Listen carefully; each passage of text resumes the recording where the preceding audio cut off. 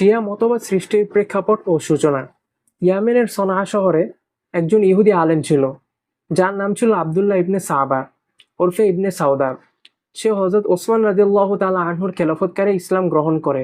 মূলত তার আসল লক্ষ্য ছিল উপরে উপরে সে মুসলমান দাবি করে ভিতরে ভিতরে মুসলমানদের মধ্যে ফিতনা ও গোলযোগ সৃষ্টি করে আস্তে আস্তে ইসলামকে ধ্বংস করে দিবে।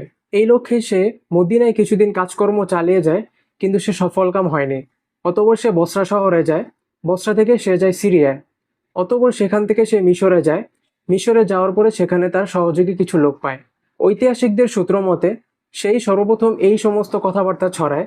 সে বলে, আমার মুসলমানদের প্রতি আশ্চর্য লাগে যে এই পৃথিবীতে হজরত ঈসা আলাইসাল্লামের পুনরায় আগমন করার কথাই বিশ্বাস করে, অথচ সাইয়্যিদুল আম্বিয়া হজরত মুহাম্মদ সাল্লাল্লাহু আলাইহি ওয়াসাল্লামের পুনরায় আগমন করার কথা বিশ্বাস করে না, অথচ তিনি সকল পয়গম্বরগণের শ্রেষ্ঠ। তিনি অবশ্যই এই পৃথিবীতে পুনরায় আগমন করবেন।